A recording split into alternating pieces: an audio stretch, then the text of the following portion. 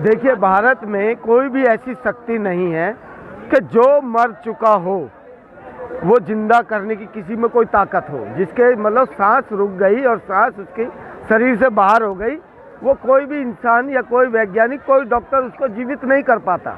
तो ये प्राण प्रतिष्ठा वाली तो सारी बातें झूठी है। आप समझ सकते हो, प्राण प्रतिष्ठा ये कहते हैं, हमेशा बोलते हैं, मैं पकड़ूं, ये बोलते हैं कि प्राण प्रतिष्ठा, प्राण प्रतिष्ठा। अरे क्या इनके बच्चे नहीं मरते, इनके बाप नहीं मरते, इनके दादा नहीं मरे? अगर ये प्राण प्रतिष्ठा वाली कहीं बात सच्ची होती तो ये अपने जीवित तो करते, अपने आप को तो जीवित कर लेते, किसी और को ना करते तो इसलिए इस बार ज़्यादा चर्चा करने की ज़रूरत नहीं है।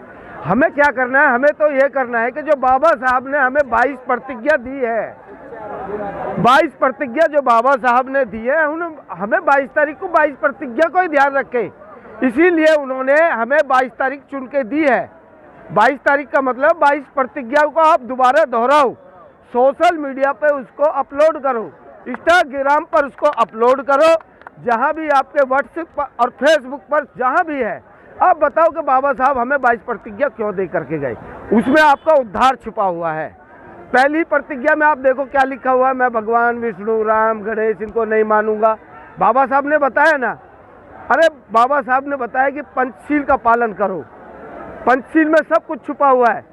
त्रिशरण का पालन करो, त्रिशरण और पंचशील का पालन करो, अष्टांगिक मार्ग का पालन करो। ऐसी चीजें बाबा साहब दे करके गए। आज जो प्रोफेसर रितु सिंह यहाँ पे बैठी हुई थी ना, उनका कारण यही था कि वो शिक्षित थी, जो बाबा साहब शिक्षा का आधार दे के गए।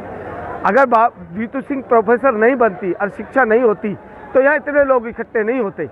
अब रामराज की बात कर रहे हैं, राम जी में तो आपको पता है शंभुक ऋषि की भी हत्या कर दी। वो बताते हैं नारी पैर की जूती है। मैं क्या बताऊँ, वही बताते हैं, उनकी किताबों में लिखा हुआ, रामायण में, पुराण में लिखा हुआ है ना। तो आप उस बात को क्यों ज़्यादा जाते हो? आप देखो कि बाबा साहब ने क्या कि शिक्षित बनो। शिक्षा वो शेरनी का दूध है, जो पिएगा वो दहाड़ेगा। आप इस बात को जब समझ लोगे ना, तो ये लगा लो देश में क्रांति आ जाएगी। और उस शिक्षा को खत्म करने का काम ये बीजेपी सरकार कर रही है। आप देख रहे होगे बार बार स्कूल 50 और 1000 से ज़्यादा तो स्कूल बंद कर दिए हैं। जहाँ 4-4 गाँव में 4-4 स्कूल होते थे, 3 स्कूल बंद करके 1 स्कूल कर दिया उनका। मैं भी गया पीछे एक स्कूल में, उस स्कूल में देख रहा हूँ 10वीं 11वीं 12वीं क्लास के बच्चे ऐसे ही आवारन की तरह जब मन कर चल दिया। और पास में ही है, ज़्यादा दूर नहीं है, बिलासपुर एक कस्बा है। मैं वहाँ पे बैठा तो बच्चे, मेरे बच्चे भी उसमें पढ़ते हैं, भतीजे वगैरह लगते हैं। मैंने पूछा भैया तुम कैसे आ गए? मास्टर जी ने कह दी जिसे ठंड लग रही है घर चला जाओ। क्योंकि मास्टर भी ऐसे ही है ना, क्योंकि वो पढ़ाना भी नहीं चाहते और सरकार का एक आदेश है कि भाई पढ़ाओ मत ना। अगर आप पढ़ाओगे तो हमारे स्कूल जो हमने प्राइवेट खोल रखे हैं ये बंद हो जाएंगे, जहाँ बहुत मोटी मोटी फीस जाती है। यूनिवर्सिटियों के अंदर आप देखोगे यहाँ पे 90+ जिसके नंबर होते हैं उन्हीं का नंबर आ पाता है। और 90+ किसके होते हैं? जो बेचारा 10वीं 12वीं में सरकारी स्कूल में पढ़ के आ रहे हैं, उसके थोड़ी हो पाते हैं। उनके हो पाते हैं जो अच्छे स्कूल, प्राइवेट स्कूल, मिशनरी स्कूलों में पढ़ रहे हैं, जिनकी फीस जाती है 10-10 हज़ार रुपये महीना, 15-15 हज़ार रुपये महीना। उनका एडमिशन यहाँ हो पाता है। हमारा बच्चा तो पहले 10वीं तक ही पढ़ने में बहुत ज़्यादा मेहनत करता है, वहाँ तक पहुँच जाए तो बहुत बड़ी गनीमत है। 10वीं के बाद स्कूल कहीं 10-20 किलोमीटर दूर होता है। मैं जहाँ क्षेत्र में रहता हूँ 8 किलोमीटर दूर 12वीं का स्कूल है और लाखों की वोट है हमारे क्षेत्र में। साहिबाबाद विधानसभा है, तो वहाँ जहाँ मैं रहता हूँ कौशाम्बी एक क्षेत्र है।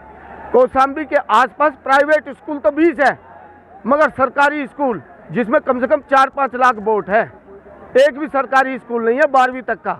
वो 8 किलोमीटर दूर है, जो कि हमारे वहाँ पे पड़ता है मोहन नगर से आगे। अब बताइए बच्चा 8 किलोमीटर दूर कैसे जाएगा?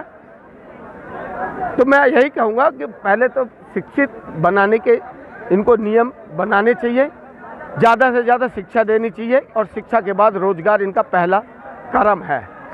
जय भीम।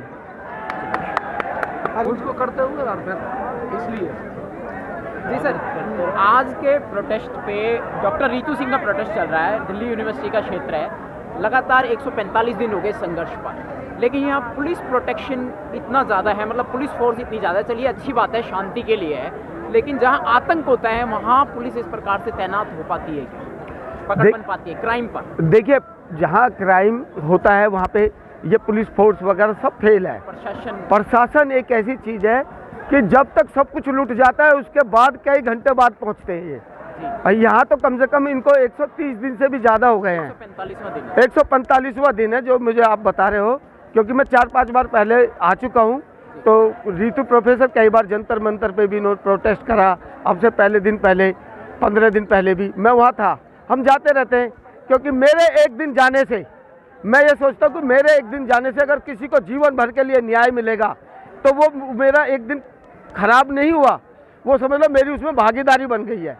और ये प्रशासन के लोग तो ऐसे हैं कि ये अपनी मर्जी से काम नहीं कर रही। जहाँ अगर खूब अच्छे से, अभी आप देखो एक बागेश्वर धाम आता है, चारों तरफ से रास्ते बंद कर दिए जाते हैं। वो रास्ते बंद करने की क्या जरूरत है? आम जनता इतनी परेशान होती है कि जिधर जाए उधर ही जाम मिल जाता है।